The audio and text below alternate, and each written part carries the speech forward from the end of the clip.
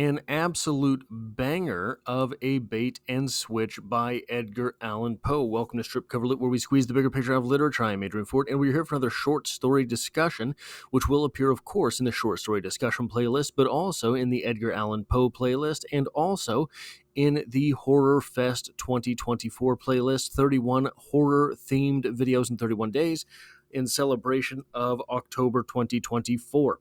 We have today Some Words with a Mummy by Edgar Allan Poe. This video will have 3 sections: a So What Happened recap, a literary criticism section, and a writer's corner section. So, what happened? We find our narrator weary and worn and headed to bed after supper, and he falls asleep quickly, only to be woken by a furious knocking at the door. His friend, Dr. Panoner, is finally in possession of the mummy that he is to examine, and our narrator is being summoned at once. He arrives, and the mummy is peculiarly housed in a papyrus mache box, not a wooden box, and wrapped in a sheath instead of the type of bandaging stuff that mummies were normally wrapped in. They examine the outside before deciding to do an internal examination. And they decide, well, it's kind of late, let's do this tomorrow. And someone else says, but wait, there's one more thing we can do, half in jest, but half hoping to get it done. And that is apply electricity to the mummy. When they do so, the corpse begins to move, eventually kicking Dr. Panoner through the window out onto the street. When the doctor comes back in, he is set on setting electrodes on the mummy's face, at which time the mummy begins to chastise the group, the doctor for being stupid, the others for their treatment of a mummy when they should know better, and the entire group, because why would you bring a mummy back in some place so frightfully cold? The mummy gets off the table, shakes hands, and is given clothes, a chair, and a cigar. Then everyone sits around and questions the mummy, or the count, as he is called. They ask him all about all sorts of customs and technologies of ancient Egypt until it becomes obvious that ancient Egypt was actually way better than the world these individuals live in. Right down to the custom of being embalmed-ish and living through, basically kind of going into hibernation for a couple hundred of years. This live questioning goes on with the modern-day men trying to catch the count with some type of aha that today is better than ancient Egypt. But they can't do it. Our protagonist finally storms out of the room and can only sleep for 3 hours that night before waking up and writing his account. And it turns out he's so mad that he's leaving his family and looking to be embalmed for a couple of 100 years. So, what do we have here? We have a reflection in this story of the Egyptomania that took over Europe and then the United States, a very interesting and weird time. And I've got just a couple lines here from Wikipedia on it. Egyptomania, the mummy craze, refers to a period of renewed interest in the culture of ancient Egypt sparked by Napoleon's Egyptian campaign in the 19th century. Napoleon was accompanied by many scientists and scholars during his campaign, which led to a large interest in the documentation of ancient monuments in Egypt. Thorough documentation of ancient ruins led to an increase in the interest about ancient Egypt.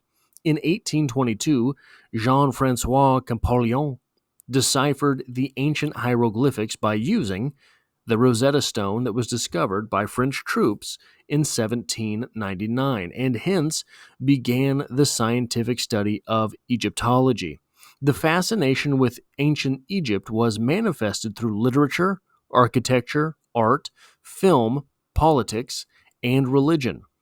Very few people could afford a trip to Egypt during the peak of Egyptomania and only made contact with Egyptian culture through literature, art, and architecture. Particularly influential were Vivant Denon's Voyage dans la basse et la haute Egypte.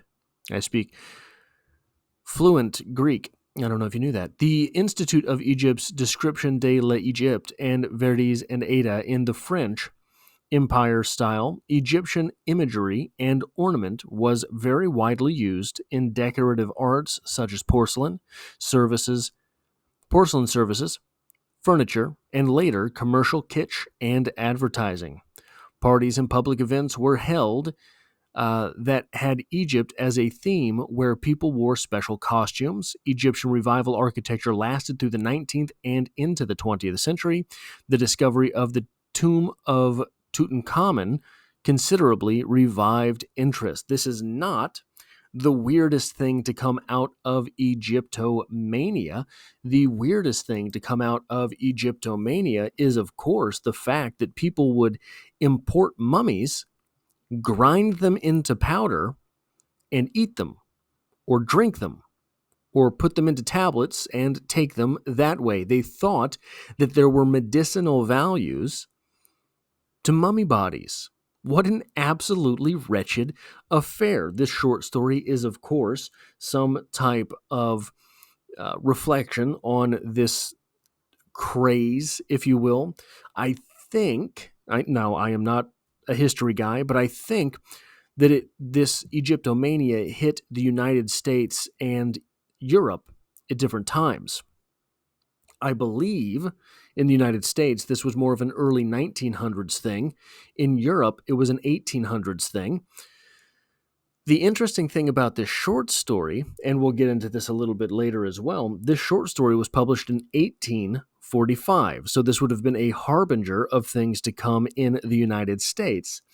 But it would have been reflective of those things which were going on shortly beforehand, or at least kicked up shortly beforehand in Europe. What an interesting way to make commentary on this craze of Egyptomania. What an interesting way to write a short story that is at one time both sort of, how would you say, serious, maybe spooky, getting into the thing spooky, and absolutely ridiculous. And we'll get into this a little bit later in the writer's corner. But what a wild short story from Edgar Allan Poe. Not someone with whom you normally credit the slick humor of Mark Twain, but surely could put that type of humor out there. This idea of Egyptomania, this idea of the mummy craze, of mummia. To anyone who was not caught up in it, must have seemed like absolute craziness, right?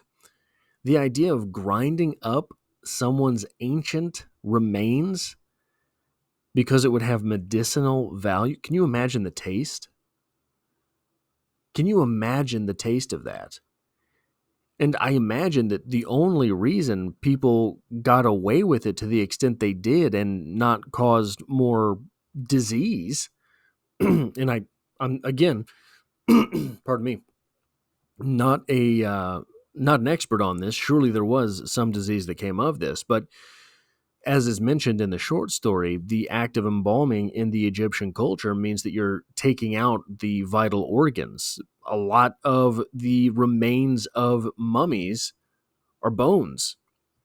I imagine, again, I don't know, I'm not a pathologist, that it's more difficult to pass disease through 3,000 years if you're talking about consuming bone, versus consuming someone's liver or intestines.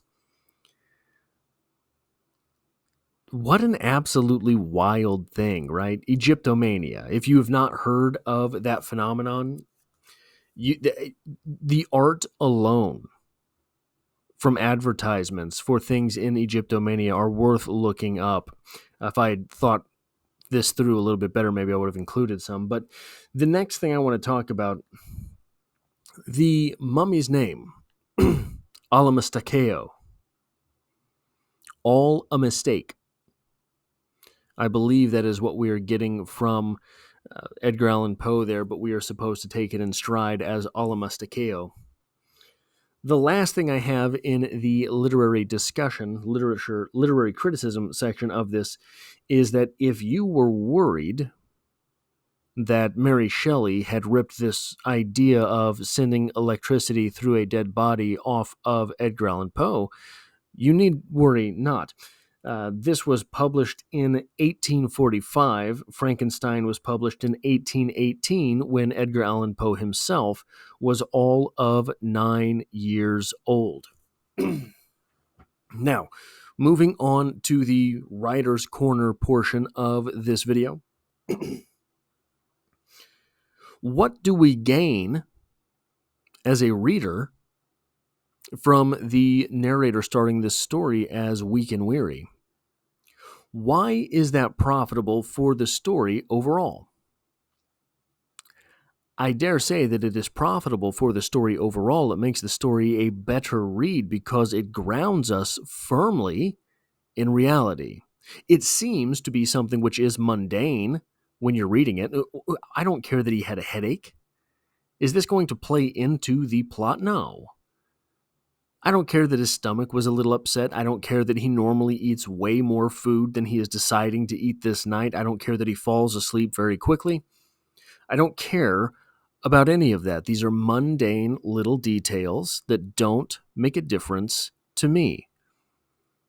Except that what they do is they set this short story, firmly within reality, right? At that point, we have no reason to believe that any funny business is on the way. We have no reason to believe that anything weird is about to happen. We have no reason to believe that we are going to end this short story in a much different way than we have ended other short stories that we have read during our time. Short stories at this time, 1845, being a much larger enterprise than they are today. Short stories at this point in time, 1845, being basically the level of entertainment that are television shows today. You sit down, you read it, it's 7 pages, you get through it, the same way that you sit down for 30 minutes to watch a TV show. TV shows have replaced short stories the way that music has replaced poetry, the way that movies have replaced novels. The number 2 reason is that if you have any experience with reading Edgar Allan Poe before this, you've read The Raven, you've read, anything really. There's not a whole lot of humor through the annals of Edgar Allan Poe. If you have read any Edgar Allan Poe before this narrator is right in line with what you expect. This narrator is right in line with what you have come to expect from Edgar Allan Poe. You're going to get a narrator that's a little bit complainy. You're going to get a narrator that's a little bit whiny. You're going to get a narrator that's a little bit of a weakling. And the final thing that I want to talk about is that bait and switch from Edgar Allan Poe in this short story. We have the moment that the electrodes are sent through the body, and the body seems to possess supernatural strength, kicking the doctor through the window and out onto the street. Up to that point in the story, I think everyone is on board with the fact that this is a serious affair. This is going to be a spooky type of story. I think the moment that it flips is when the doctor gets up off the ground and starts coming back into the building. That's when you know something is a bit farcical. Something is a bit extraordinary. Not the fact that the Egyptian leg had superpowers. I think that we would accept that within the realm of horror.